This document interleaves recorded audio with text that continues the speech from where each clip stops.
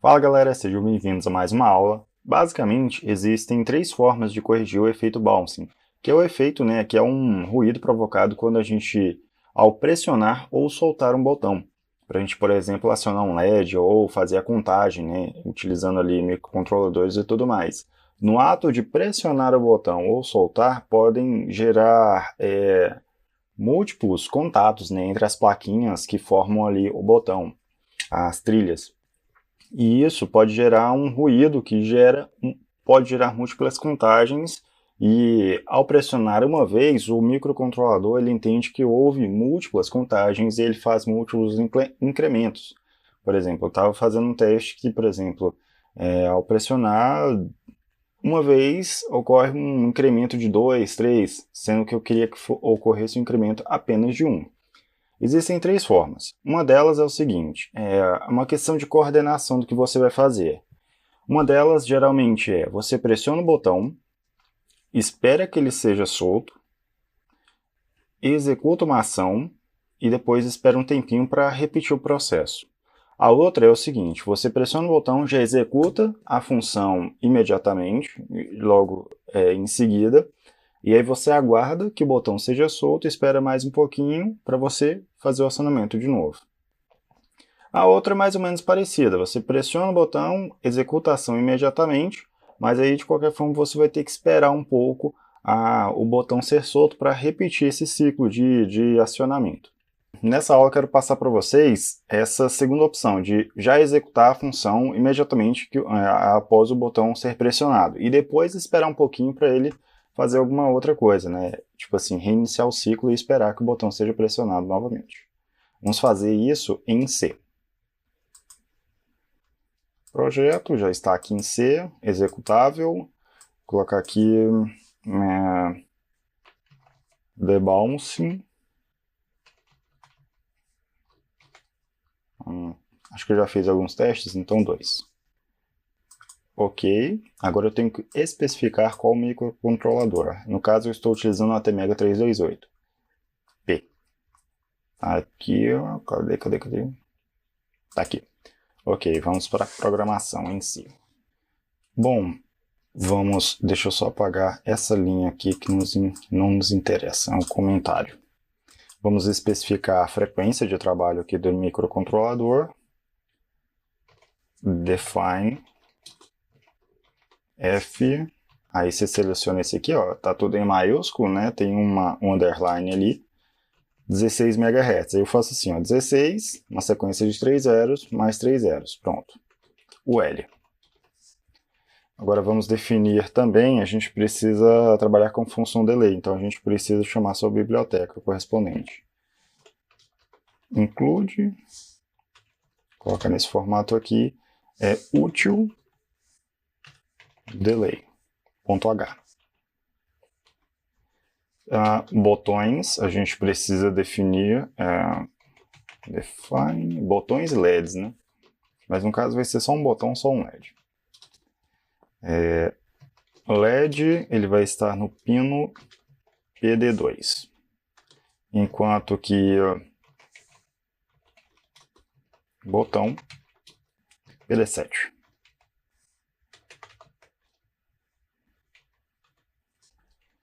Pronto. Acho que é só isso que a gente precisa nessa parte. Aqui nós vamos definir esses registradores, o registrador de direção, DDR-D, que aí como vão ser no mesmo registrador, no mesmo conjunto de pinos, melhor dizendo, nós vamos ter um pino que trabalha como entrada e outro pino que trabalha como saída. Então a gente precisa especificar melhor. 0, aí eu vou colocar B, porque a gente vai colocar a sequência aqui de 8 bits, para representar cada um dos bits. Uma sequência de 5 zeros, passei 1, 1, 0, 0. Quer dizer o quê? Que aqui, pegando aqui do lado da direita, nós temos o bit menos significativo. Esse aqui, vou colocar entre comentários aqui, PD7, PD7, aí vai uma sequência até o PD0. O que está em 0, para esse registrador aqui, é para especificar quais são os pinos de entrada. O que está em 1 para o registrador de direção, ele indica qual pino que é o de saída. No caso ali, eu estou indicando que o pino PD2, na verdade, é isso mesmo, PD2 é o de saída, é onde o LED estará conectado. Os outros são pinos de entrada. No caso dos pinos de entrada, eu preciso ativar o resistor de pull-up, porque aí eu não preciso utilizar um resistor externo, eu utilizo um resistor interno, para assim dizer, eu ativo ele, eu habilito. Então vem aqui, ó, porte D, registrador de saída, né, no caso. E aí, no caso, eu vou ativar eu vou manter todas as posições, todos os pinos em valor 1. Então eu posso fazer de forma compacta, né, utilizando ali a linguagem hexadecimal. Vai ficar 1 até para o pino PD2, que é um pino de saída, eu não preciso ativar o seu resistor de pull-up, porque ele é de saída. Mas, quando eu coloco 1 para esse registrador, eu habilito ele com o valor 1 inicialmente, né? Eu, vamos dizer, ligo. Mas, como a gente está utilizando a seguinte configuração, vou mostrar aqui para vocês. Deixa eu ver essa aqui.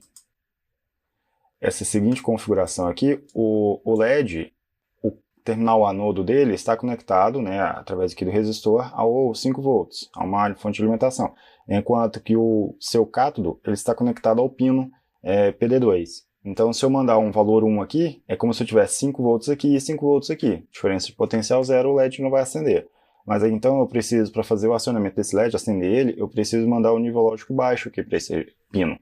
Então, por isso que eu mando o primeiro nível lógico alto para aquele pino, porque eu quero que ele esteja apagado. E aí, depois, conforme a gente vai acionando, ele vai acendendo. Vamos dizer, é uma lógica invertida aqui, né? Bom, aqui está pronto. No caso de linguagem C, a gente precisa colocar aqui ponto e vírgula no final. E aí, os outros pinos, eles estão recebendo o valor 1. Tá assim, ó. 1. Então, todos eles estão recebendo o valor 1, então eu estou ativando o resistor de pull-up para todos. Mas, no caso, a gente só vai precisar do pino PD7. Continuando aqui, vamos fazer as avaliações. Eu precisava fazer outra coisa aqui, que é a questão de diretivas, as macros, melhor dizendo, para a gente trabalhar com bits. Vamos ver aqui em Define. Isso aqui vai ser para a gente trabalhar bit a bit. Vou colocar assim, ó, CPL. Vai ser uma diretiva para a gente poder fazer a troca do estado do LED. Bit. Aqui dentro eu vou colocar duas informações, Y e bit X.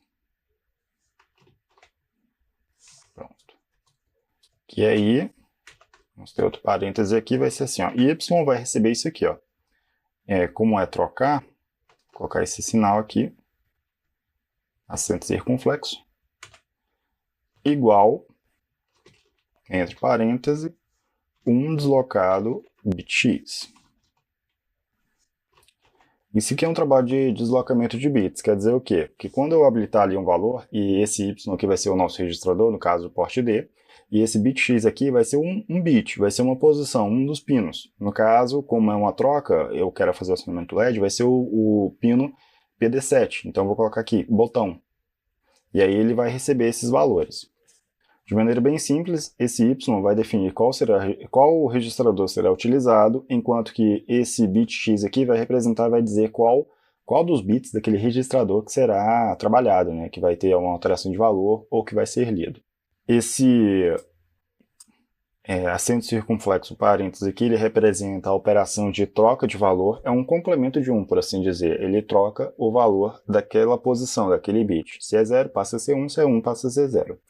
Enquanto que esse sinal aqui é um sinal de deslocamento. Esse valor 1 aqui ele vai ser deslocado para uma determinada posição, que é a posição no bit X. Que aí no caso do bit X, no caso de escrita, vai ser a posição PD2. Então eu vou deslocar 1 para a posição PD2, que é para acionar ou apagar o LED. Aí eu fazendo esse deslocamento de 1 para uma determinada posição, bit X, né, que no caso vai ser o LED 2, PD2, aí eu vou mandar 1 para aquela posição e aí a gente vai fazer a troca conforme necessidade, né? Conforme o estado anterior.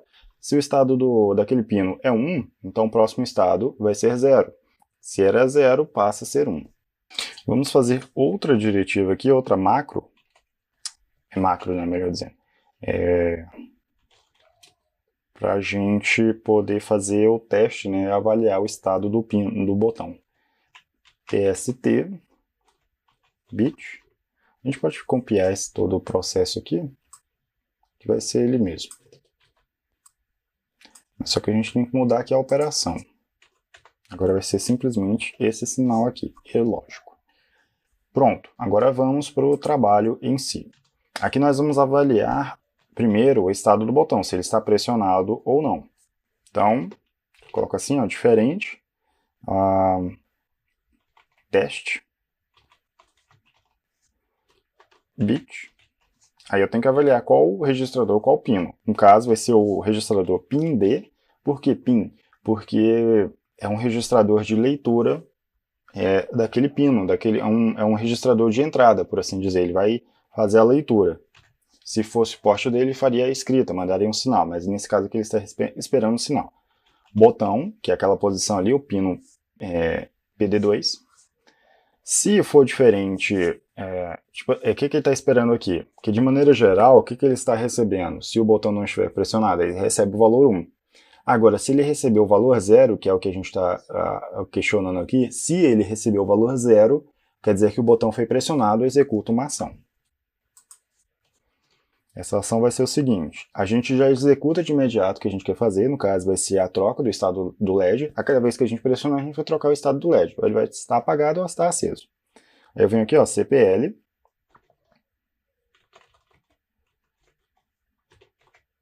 bit, aí eu vou trocar o estado de um determinado pino. No caso a gente vem com o registrador de escrita, porte D, e aí vem com o pino em si, LED, pronto. A gente aguarda que o botão esteja solto, então a gente fica monitorando se o botão ainda estiver pressionado. Aí eu venho aqui, ó, while,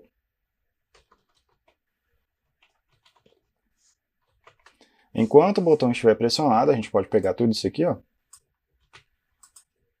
trava aqui, fica nessa linha, enquanto o botão estiver pressionado.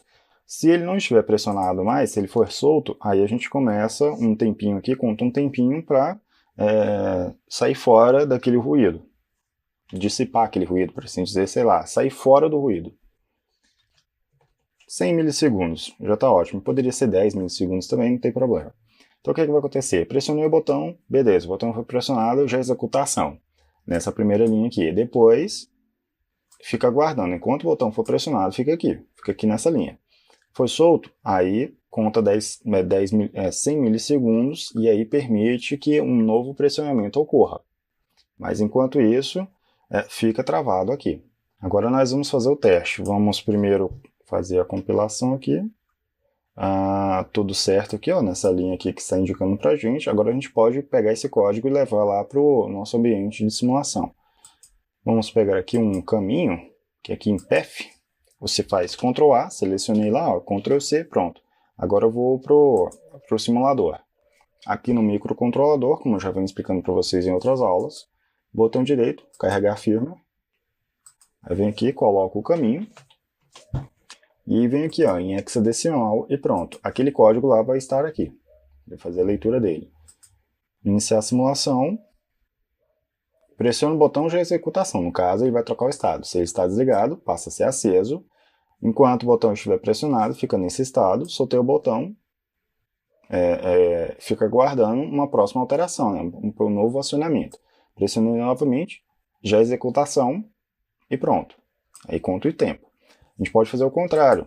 Esperar que o tempo... esperar um tempinho, ou então esperar que o botão seja solto para a gente executar alguma coisa. No caso, eu tenho que fazer o seguinte, se eu quiser que o botão seja solto, se eu quiser que vamos dizer, o acionamento, o estado do LED mude, somente após soltar o botão, eu tenho que mudar aqui a posição da galera aqui dos códigos. Coloco aqui na frente, while, que aí eu fico aguardando que o botão seja solto.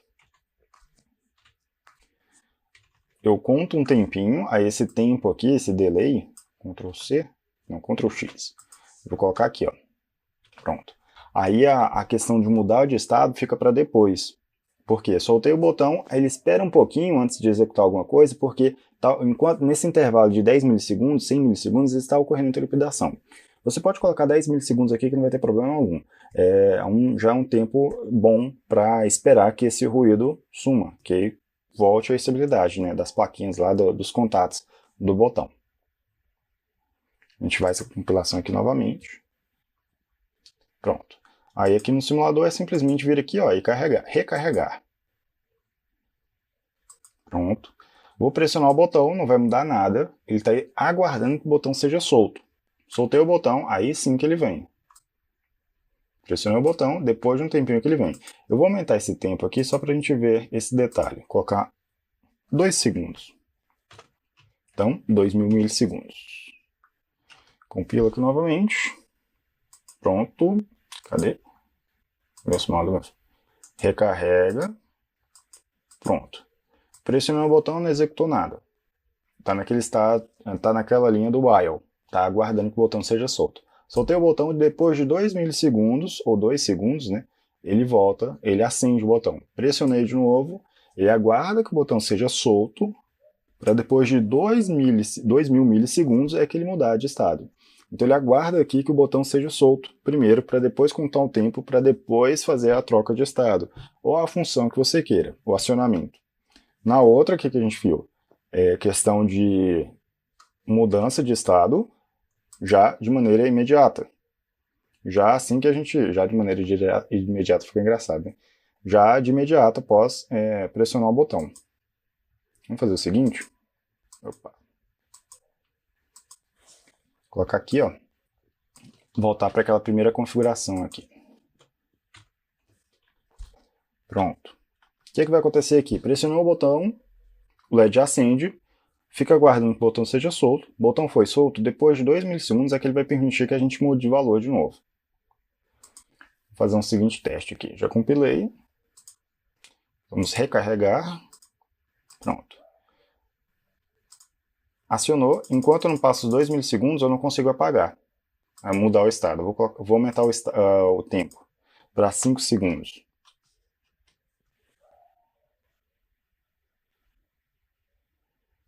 Vou vir aqui, eu já compilei, né? Venho aqui, ó. Recarregar firma. Vou pressionar o botão, de imediato ele vai acender. Ele vai esperar 2000 milissegundos, 5000 segundos, 5 segundos para eu poder fazer um novo acionamento. Agora eu posso, né? Porque já passou 5 segundos. Mas enquanto não passar esses 5 segundos aqui, ó, não posso, ele não vai nada, ele não vai fazer nada. Ele tem que aguardar os 5 milissegundos, os 5000 milissegundos, para ele fazer leitura de um outro acionamento. Então, é isso. Essas são as formas de você evitar o delay. Essa questão de temporização, a gente acaba utilizando o delay, não, o debounce, né? Essa questão de utilizar o delay, ela é boa nessas situações, porque a gente não precisa de um tempo muito grande. 10 milissegundos já é suficiente, então é um pequeno atraso ali que não vai interferir muito. Depende da aplicação também, claro.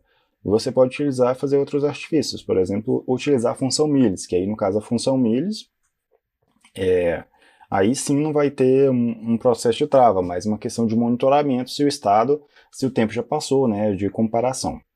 Então essas são formas de a gente corrigir, né, a questão do efeito bouncing, utilizando a técnica de debouncing, questão de esperar um pouquinho para fazer o acionamento, ou então já fazer o acionamento, mas esperar que ocorra um novo pressionamento de botão. Sempre vai ter um intervalo para a gente considerar, para a gente fazer entre um acionamento e outro. Então a gente sempre tem que considerar um tempinho ali para não se sobrepor e aí gerar múltiplas contagens. É isso, galera. Muito obrigado por assistir. Se inscreva no nosso canal e ative o sininho para receber a notificação de novas aulas. E se ficou alguma dúvida, deixa aí nos comentários.